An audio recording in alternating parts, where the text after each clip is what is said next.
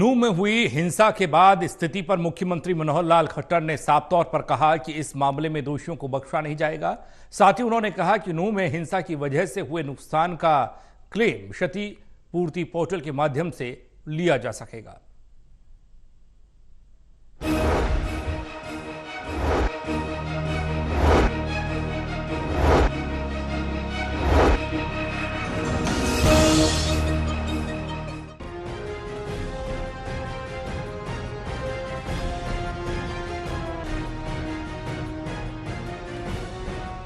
नूंह में पैदा हुई स्थिति पर हरियाणा के मुख्यमंत्री मनोहर लाल ने कहा कि इस मामले में दोषियों को बख्शा नहीं जाएगा।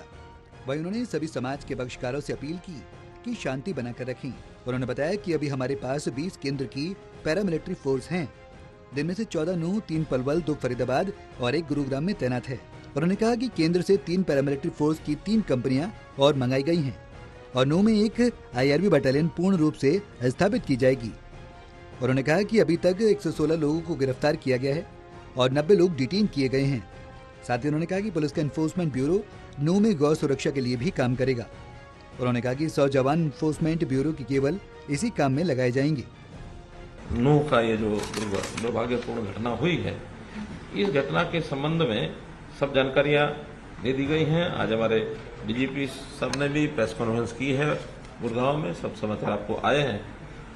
उसमें मैं इतना ही कहूंगा कि इसके बाद शांति बनी रहे और किसी प्रकार की जो चीज है वो अनदेखी न जाए, तो हमने उसके सारे जो इंतजाम किए हैं अभी तक, जैसा मैंने बताया कि 20 कंपनीज पैरामिलिट्री की हमने बुलाई हैं, जिसमें से 14 कंपनीज नूंह जिले में, 3 कंपनीज पलवल में, 2 गुरुग्राम में और 1 फरीदाबाद में।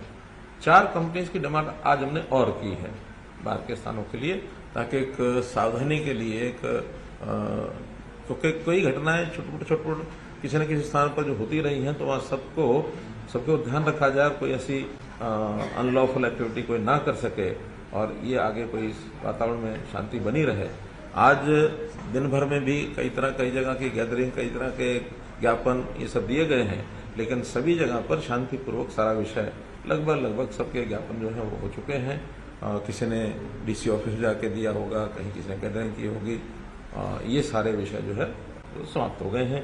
6 लोगों की, जैसे मैंने बताया आज सुबह भी, कि उनकी डेथ रिपोर्टेड है। 2 उसमें पुलिस के लोग हैं, 4 उसमें सिविलियंस हैं। अभी तक 116 लोगों को अरेस्ट किया गया है और 90 इसके अतिरिक्त और डिटेन किए गए हैं। पूछताछ करने के बाद उनके खिलाफ भी कार्रवाई जो बनेगी वो सब की जाएगी।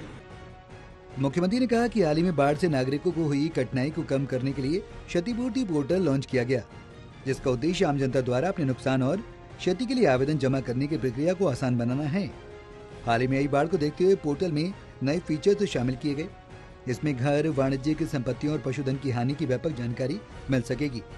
उन्होंने कहा कि नूंह में पैदा हुई स्थिति की वजह से हुए नुकसान का क्लेम भी इस पोर्टल के माध्यम से किया जा सकेगा।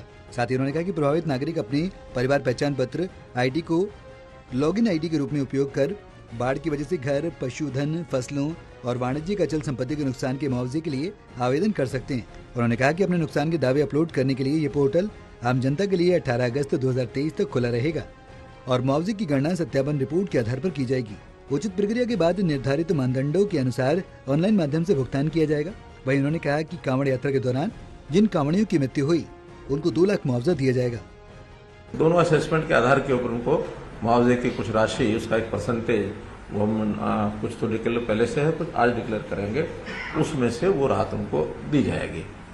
और अब बाद में आज ही जो एक विचार हमारा बना है कि जो नूंह में जो लॉस हुआ है, नुकसान हुआ है, प्रॉपर्टी का भी वहाँ जान माल सब नुकसान हुआ है, तो जान के नाते से अलग घोषणा करेंगे, लेकिन उनका जो माली नुकसान है, गाड़ियाँ फूकी हैं, कुछ और एसेट्स जो दुकानें हैं, तो उसका भी इसी पोर्टल में एक प्रकार से जानकारी लेंगे और उसी आधार पर उसकी भी स्कीम बना करके उनको सबको दिया जाएगा है ही।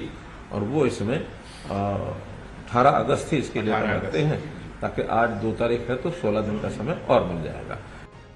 अब देखना ये होगा कि नूंह में पैदा हुई स्थिति को सरकार कितनी जल्दी कंट्रोल करती है। Anil Kumar, total news, Chandigarh.